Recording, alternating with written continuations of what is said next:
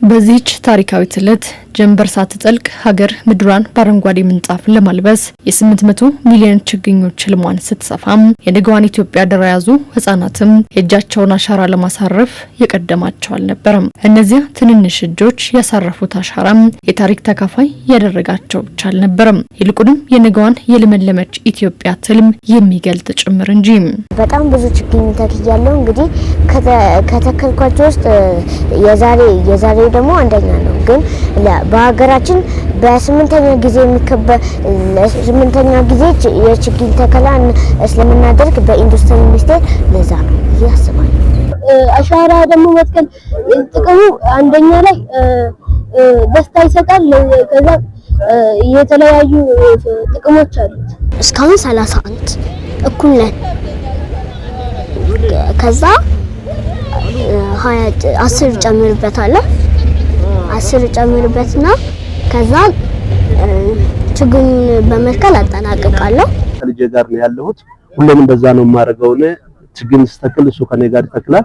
እድሜው 11 ዓመት ነው። ደንም በተወሰነ መልኩ የተመናመነበት ስለሆነ ያንን መልሶ ለማስተማር ተስፋን መትከል እንደሆነ ለነሱ እየተከልን መሆኑን አውቆ እንድንከባከቡት እንድማሩና እንዲወዱት ነው ማለት ነው ከልጄ ጋር ለመትከል የመጣው። ላለፉት 8 ተከታታይ ዓመታት ምድሯን በአረንጓዴ ካባ ስታስጌጥ የከረመችው ኢትዮጵያም ምድርን ከማለምለም ባሻገርም ባዳጊ ህጻናት ልብ ውስጥ የለመለመች ሀገርን የመገንባት ትልቅ ህልምን በጥበብ እያነጸች ትገኛለች።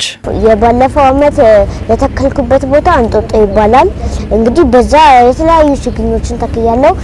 ለምሳሌ እንደ ዋንዛ እንደ የተለያዩ ፍራፍሬዎች እንዲሁም እንደ ቡና እነዚህን ነገር ተክዬም አውቃለሁ። አፕልም ተክላለሁ፣ ግን አሁን እያደገልኝ ነው። ውሃ ምናምን አጠጣቸዋለሁ። ለአበባዬ ደግሞ ውሃ አጠጣታለሁ።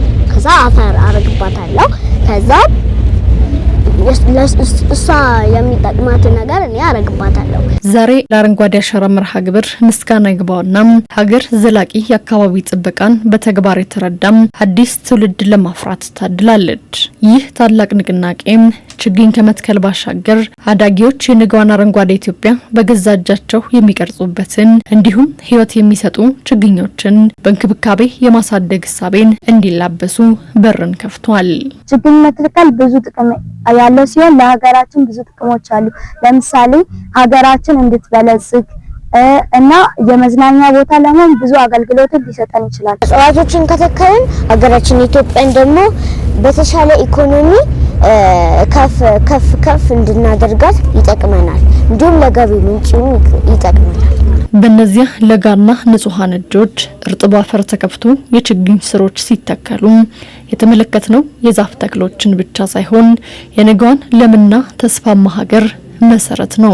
ህጻናቱ በቡቃያው ላይ ያሳረፉት አረንጓዴ አሻራም የዛሬን ቁርጠኝነት ከነገው ህያው ተስፋ ጋር ያሰናሰለም የትውልድ አደራና የታሪክ አዲስ ምዕራፍ ነው።